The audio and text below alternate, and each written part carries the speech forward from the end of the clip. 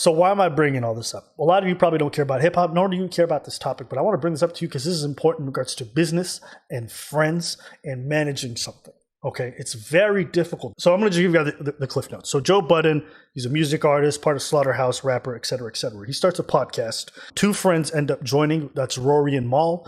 They start working together on the podcast. Co-hosts have some great moments. It's a popular podcast. Now, they have a profit sharing deal. Means based off of the profits, each of them gets a percentage.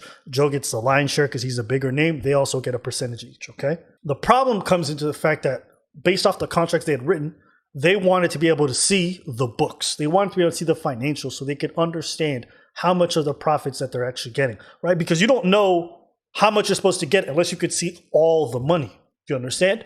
But yeah. Joe wouldn't show them that. So he's like, well, how do you know my percentage, or how can I confirm my percentage if you won't show me the books? Very basic stuff. If you're an employee, you work somewhere, it's an hourly thing, you are allowed to ask your manager, how many hours did I work this week, to calculate your pay, right? It's not some arbitrary number, right? As more money comes in, more questions get asked. Eventually they come to a head. He doesn't like asking so many questions, so he removes himself from the podcast. He has what I believe is one of the most unprofessional firings ever. He gets on air and he says a whole bunch of stuff. You guys are fired on a live podcast to people you call friends. Super messy. That's why they say family, business, and friends, they don't mix. And oftentimes it's true. But I think it's also true because of how people approach it. The mindset, the values, right? And also the ethics involved. Joe feels like because he does more of the work, he doesn't have to answer to his partners. Maybe there's something more shady. Maybe he's stealing money behind the scenes. I can't say for sure. I'm not going to say that. But it is kind of shady that people who have the right to have access to the books, you don't give it to them. You tell them there's accounting errors and all this other stuff. It will make people feel uneasy. If you feel like there's nothing to hide and they should be able to see what's going on behind closed doors, show it to them. It is their right. When you don't, of course, people are going to assume something shady is happening because you're not giving them access to something that they should have access. And this comes the ethics aspect. These are your partners. And when you don't treat them as such, of course they're going to feel offended. Of course they're going to feel devalued. You're treating them like employees when that's not what they are. And you talk to them like they are employees. That's not how you run. It shows poor leadership. You getting in front of the whole world and firing with it, even if you don't want to work with them. Why would you broadcast that to everybody? Right? It's messy all around. And Joe has a history of this. So this is where Rory and Mal's accountability comes. Joe has a history of this. Plenty of people warned him that this guy's not someone to be worked with. But they were like, nah, we're friends. Joe would never. Joe did. And there has to be some accountability from you not learning from history. There has to be some accountability from you ignoring all the signs when he wouldn't show you the books for multiple years and it wouldn't be transparent with you and was disrespectful on air. Like, there has to be some level of like, has he changed? Or is this getting worse and worse? Why didn't you guys do anything beforehand? Now, eventually you guys did, whatever, it is what it is. But also understand, that's where your accountability comes into place. And the third and last thing I'm going to say is this. If you're going to do business with friends and family, make damn sure that you're doing it more than just, oh, that's my nigga. You have to make sure that they have the character to run a business with you. And you also have to... And write shit down. Write shit down?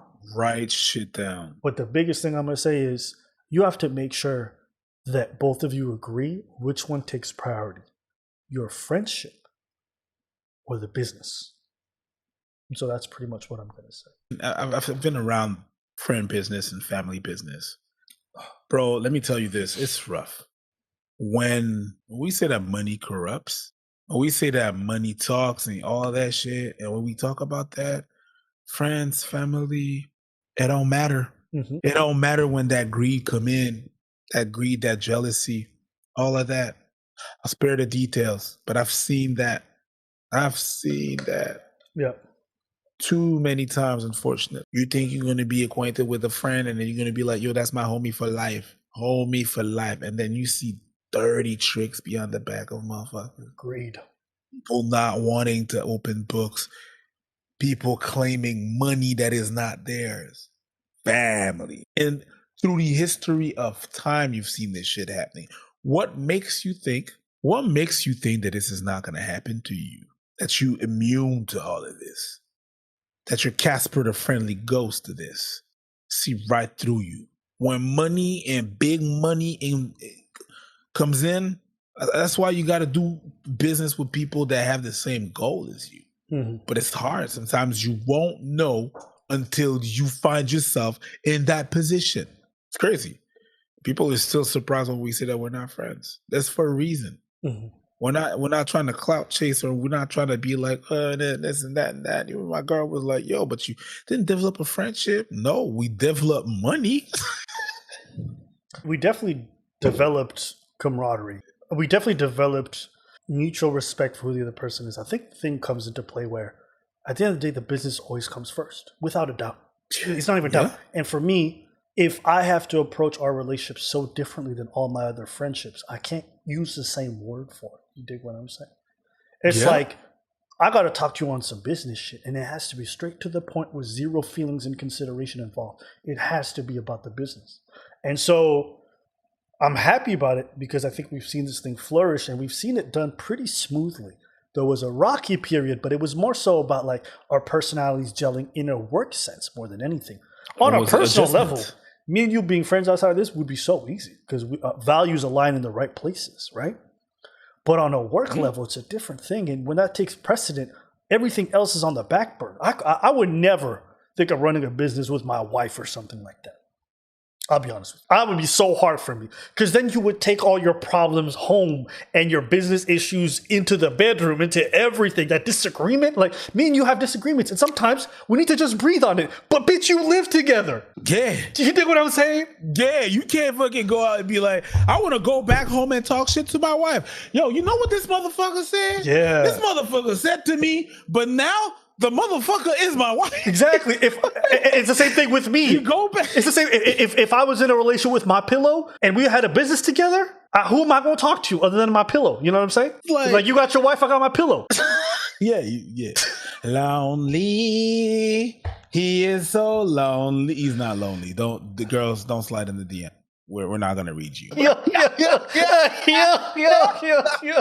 But it's sad. It's so sad when you see such a great dynamic between people and you think, how did it go so sour? They were so awesome together.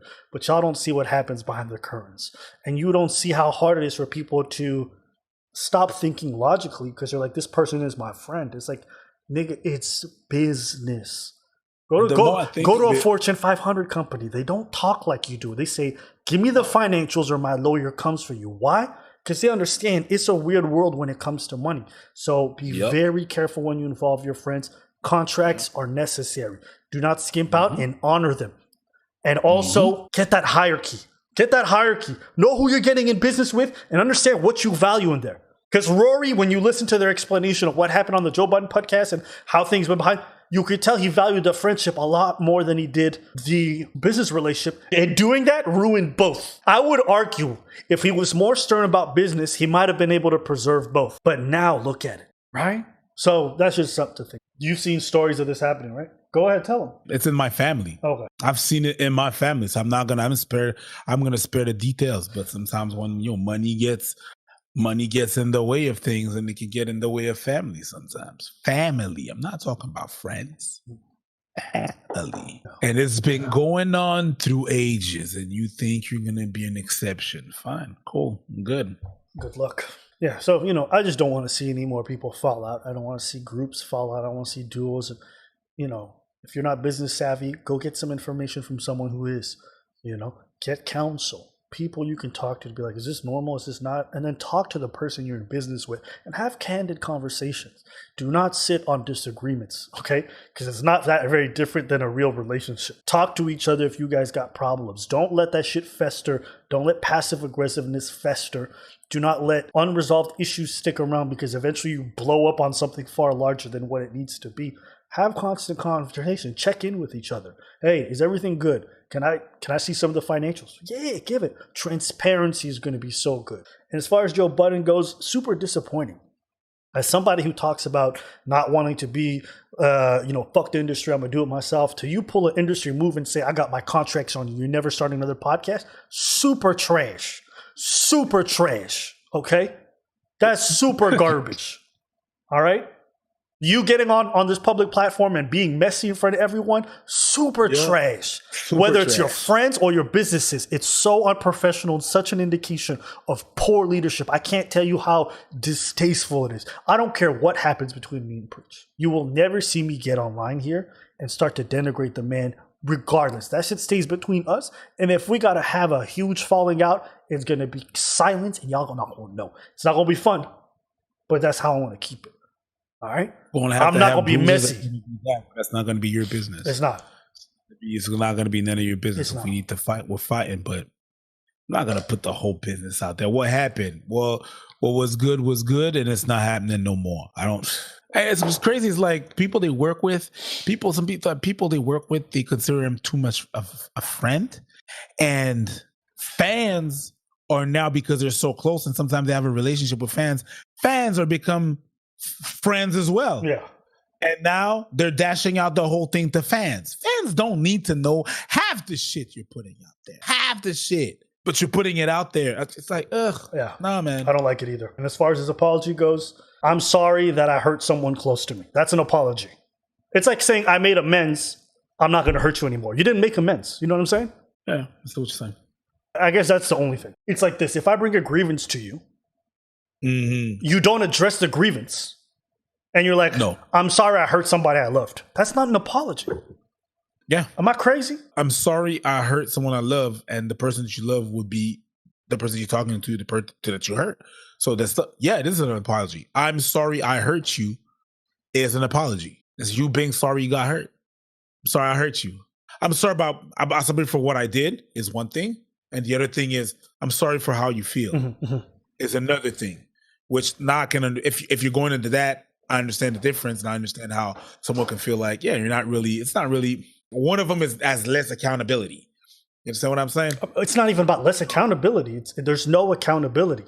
An apology means nothing if you're not acknowledging what you did wrong. Do you dig what I'm saying? Yeah. Because what does an apology mean in this circumstance if you didn't acknowledge what you did to me? Or if you haven't even acknowledged that you have a problem? So basically the reason why he fired them was for what?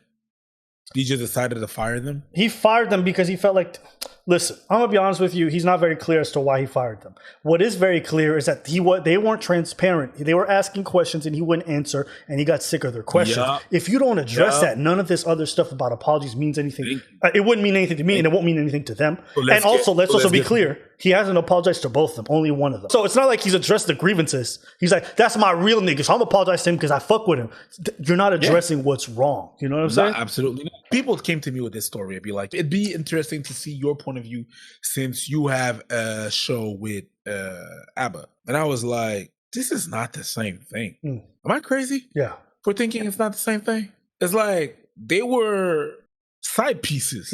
You know what I mean? They were, you see in the title of the show, ABBA and Preach, and how ABBA is written the same height and the same font as Preach. ABBA and Preach, the same thing. This was like, it really felt like it really had vibes of this show was around Joe. I mean, he felt like he was the main draw. To be fair, he really is. And he was on the IP. The IP belongs to him. So I'm not mad at him for the name. The thing is, if they're your partners, they may not be equal partners. But if they are partners, they have certain rights that you have to respect considering the investment that they've put in. It's like me and you may not put in the same amount of work into this, but because your contribution is so large, you have a right to see all the financials. You have a right to have access to the whole page. You have a right to have access to all the stuff behind the scenes because of the fact that you are heavily invested. It's like if you're working on a board of a company, you get access to a lot. You get access to most of it. Maybe one. If you're a shareholder, maybe you don't have all the shares, but you see the finances and how things are affected. You're not the biggest shareholder. You're probably not the majority shareholder, but you're a shareholder. You're gonna be part of the reunions and stuff like that. So yeah, definitely. When the shareholders say crack the books open, you're gonna have to crack the books open because they want to see where they put their money. Yep. And every now and there's a bulletin that is provided to the shareholders. And they're shareholders. Yep. And they have a right to know. That's like the really important thing, is they have a right to know.